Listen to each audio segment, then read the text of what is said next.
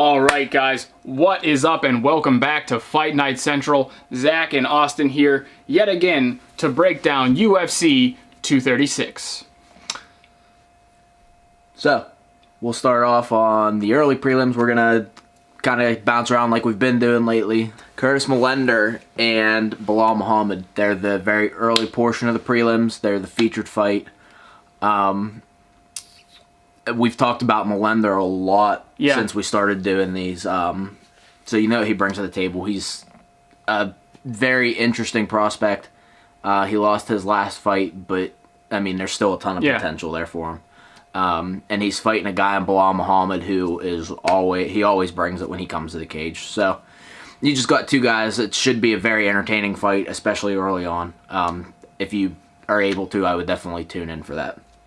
Yeah, and then we're going to jump over, we're going to kind of fast forward into the actual prelims, and one of the fights that I want to highlight from the prelims is Wilson Reis versus Alejandro Pantoja. Pantoja is the guy that came off of The Ultimate Fighter. He didn't win, but I think he might have been the #1 seed in that season of The Ultimate Fighter.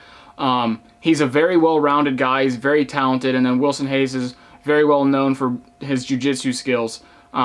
So that one should be an interesting fight to see if Reis can take it to the ground. If Pantoja's jiu-jitsu is good enough to fend off a guy like Wilson Reis, would actually be a very big step up for him in terms of like the rankings and how he looks for that potential 125 fight. Because these guys are some of the higher ranked opponents there at flyweight. So whenever Cejudo does manage to go back down to 125, if he does, or maybe he moves up and then they have a vacant 125 belt, kind of similar to what potentially might happen at 145 and then 135 right now. So two guys potentially in the runnings for the flyweight belt.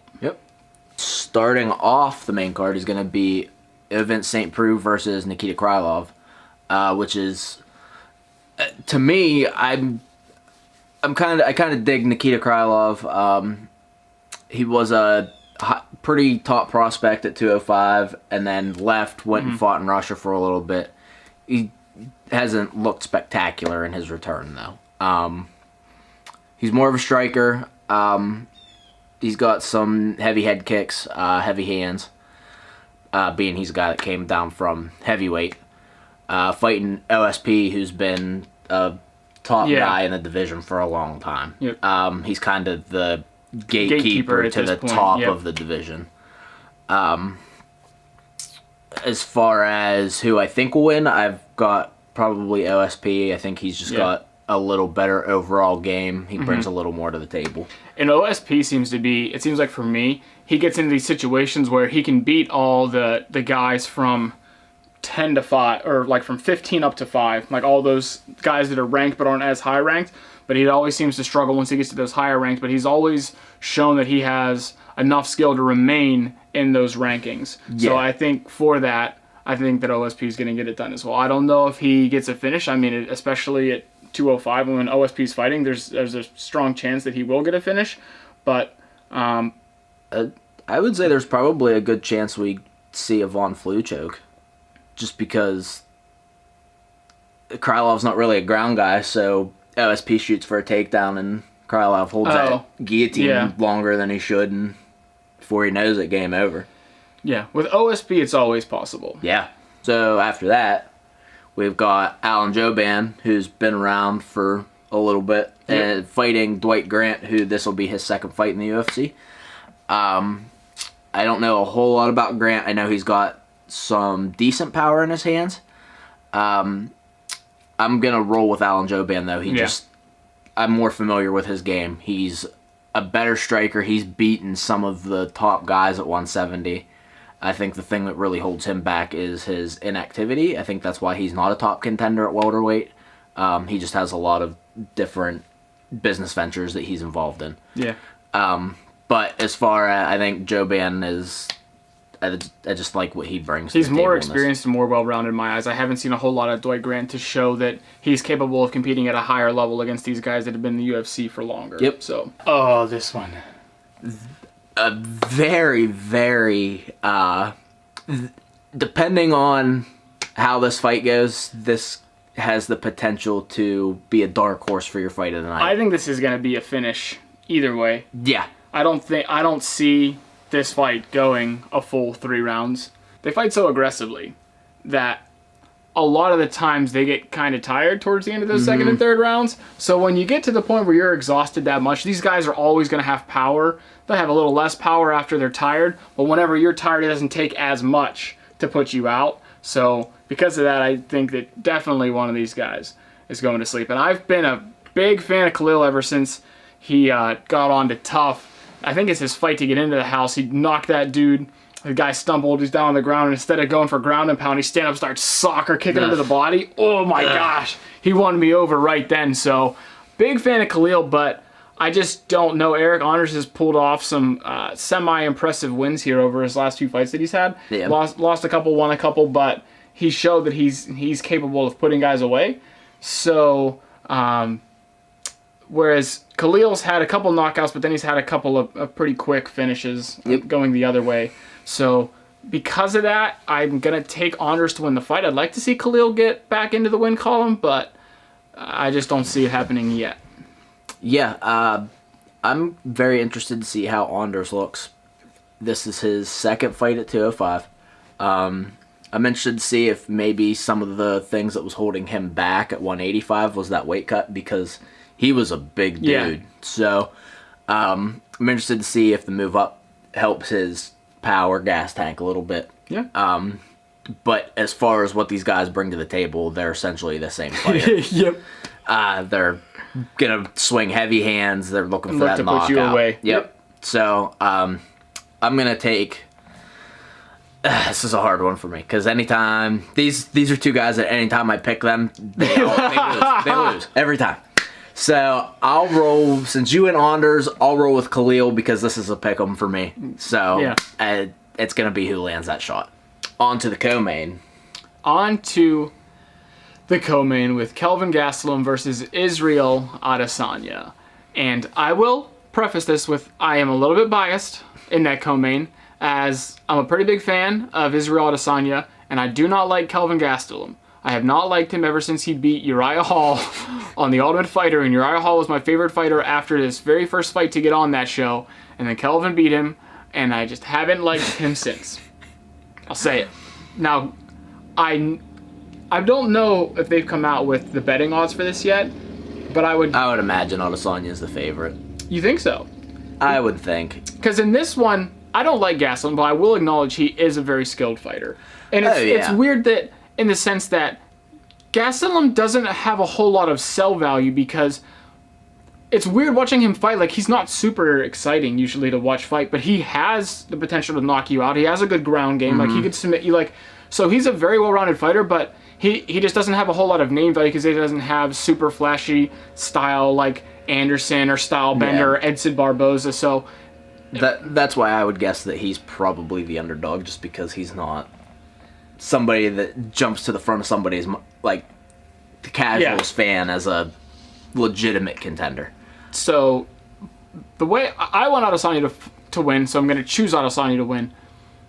The thing he needs to do in order to win this fight is to be able to use his range. If it's on the ground, I think Gastelum wins it hands down. But it really is going to come down to, can Adesanya outstrike him and use that range because he's the way longer fighter, or can Gastelum get in close, do the dirty boxing, get him in a clinch, get him in a takedown type of scenario. And so I'm hoping that Adesanya can use his range and some of his threatening kicks and everything like that to keep Gastelum at bay.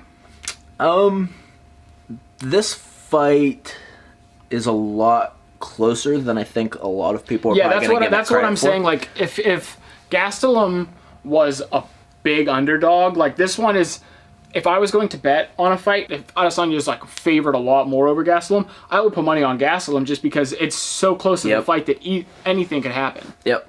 I think the fight with Anderson Silva, I think it exposed Adesanya a little bit. Not so much a hole in his game, just that he doesn't have that knockout power that he showed against Derek Brunson. And then the other thing is Adesanya's rise has kind of come at the expense of guys that sacrifice their striking defense for offense. So there's a lot more openings there to land his shots.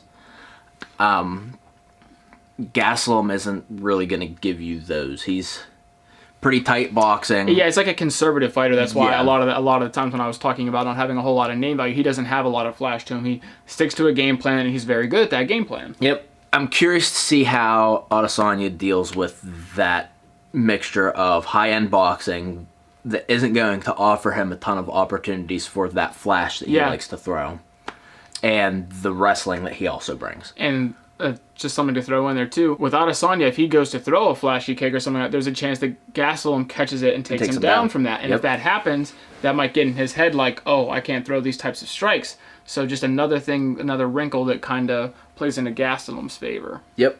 I think this is, as far as matchup-wise goes, this is the most interesting fight on this card. Yeah. It may not end up being the most entertaining, but it definitely, as far as whose style can win out here. Yeah. I'm going to go with Gastelum just because he's been so good at this division.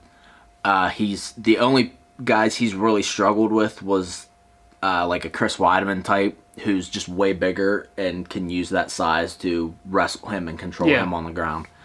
I just think his style is going to offer Adesanya some problems, and then I think you're going to see from this fight, you'll see Adesanya take that next step to being the next big thing. Yeah.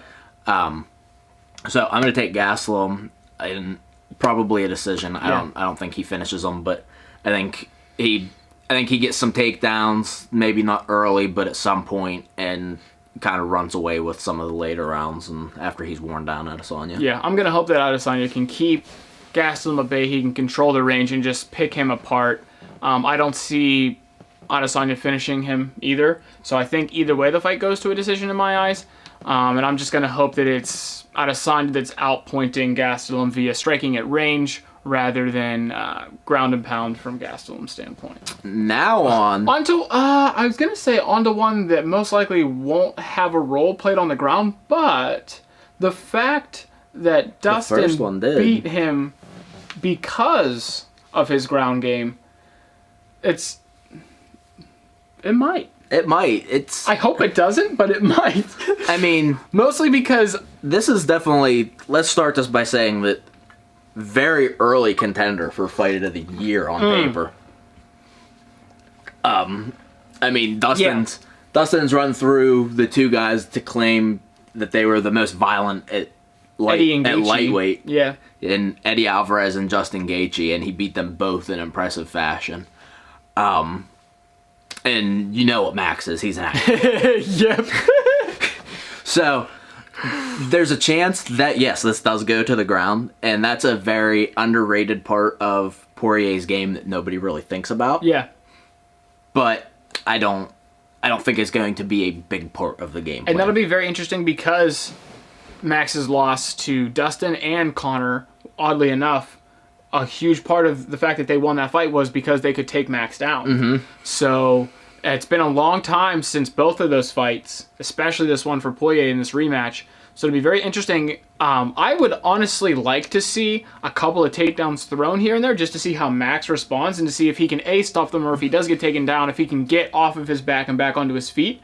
Because the guy who's going to win this fight is most likely going to fight Khabib, and you got to be able to do both of those if you're going to be able to beat Khabib. So it'll be very interesting to see what happens, but in all honesty, it's the striking between these two that I am super excited for. I'm super excited for the whole fight, but just like Edson versus Gaethje, that one you knew was going to be a barn burner. This one is no different. I see this one going longer than that fight did, but with similar intensity. Yeah. The interesting part about this to me is they're very similar in their fight styles, but almost exact opposites, where Dustin starts very fast and Max builds throughout the fight. Now, that's not to say that Dustin is completely gassed. Yeah. He just tends to start hotter, and then as the fight, he kind of throws everything and to see what he's going to be most successful for him, and then gets more selective of his shots. It's not so much that he's that's fair. Completely gassed. He just fights smarter as the fight goes along. To me, that's going to be interesting to see those early rounds to see how Max handles that, because he's kind of built this reputation at 45 where guys are kind of worried about him. So they don't take advantage of that slow start. Mm-hmm. And then the other part of it with two pressure guys is who's going to be the guy fighting off his back foot, because I think that will make a huge difference also. Another wrinkle that I'll throw into this is the fact that this is Max's first, fight at 155 in the UFC. And so it's one of those things where I don't think it will be an issue of him moving up in weight. Like when Conor moved up from 145 all the way up to 70, you saw that he wasn't used to carrying around that much weight. And so when he was throwing those big shots, they were bigger shots because they had more weight behind it, but it really wore him down fast. Mm-hmm. I don't think that will be the case for Max, but it is a potential liability of him since he's going to be a little bit heavier on this. It'll be interesting to see if that additional weight will affect that at all, because you have the two sides of the spectrum of he doesn't have to cut as much weight, so maybe that won't take as much out of him, so maybe he'll have more energy, but also he has a little bit more weight that he's carrying around going into this fight. Every punch is going to take a little bit more out of him. Just another thing to potentially think about. Like we mentioned earlier, the takedowns, especially if Dustin is the one that's pressuring. If he's pressuring, he's going to get you to the cage, and then he kind of squares up to you, and that limits his striking. As far as you can't really throw straights from that position. So he's mostly hooks, uppercuts, but it makes his level change a lot easier against the cage too. Mm-hmm.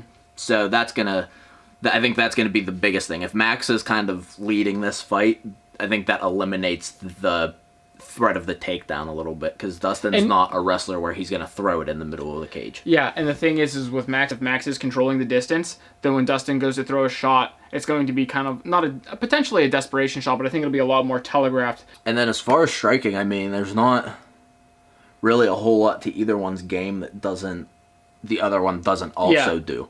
Like, it's not like one of them is way more crisp striking or... Yeah. Both very clean, technical strikers. Max is going to throw more volume. Poirier is probably going to have a little bit more power than Max. Yep. But it's not... They just edge each other out in those sections. Yep. So this is, for me, probably another pick'em. I know I would imagine Max is probably the betting favorite. But I'm going to roll with the string of upsets continues in main events from the past month, and I'm going to take Dustin. I just think he's so hungry, and I think he wants to prove that he's the best, and that's not to say that Max isn't. Max is a great fighter. I just think that Dustin's going to be so hungry for this. I think he goes out and gets it done. Yeah, I'll be on the other side of the spectrum. I am going to roll with Holloway. I just think that Max has looked so clean in his striking that there hasn't been someone that can take all of the shots that he throws throughout a fight and respond to it well enough to win a decision. I think this will go to a decision. Both of these guys are super tough, super durable, and I just think Max is going to throw more strikes and get the better of Poirier in the striking engagements, so that's why I'm going to roll with Max. That will do it here for us at Fight Night Central. If you did please leave a like on the video. If you want to see more of these, please hit that subscribe button, follow along. We will be doing these for all of the pay-per-views. We try to get them out for the other fight cards, but sometimes just scheduling with us and everything else in life, sometimes we don't get them out for the smaller cards. We will do all pay-per-views, and we would love to hear you guys. Let us know who you think is going to win each fight in the comments. What other videos you might like to see from the MMA community in general. We'd love to hear your guys' feedback and see your opinions on what you think about these fights and some of your favorite fighters. Yeah. Also, feel free to hop over to Facebook at Fight Night Central. Follow us along there, as well as on Twitter, FNC_MMA. Give us a follow. We'll be tweeting. We sometimes live tweet out of fights. Other times we're tweeting different information about thing in the UFC and MMA related news. Yep. So yeah, would love to see some more interaction from other MMA fans over there. So please follow along, guys. The next video for sure will be at least UFC 237, which is another banger. Yep. But until then, guys, thank you very much for watching, and we'll see you in the next one.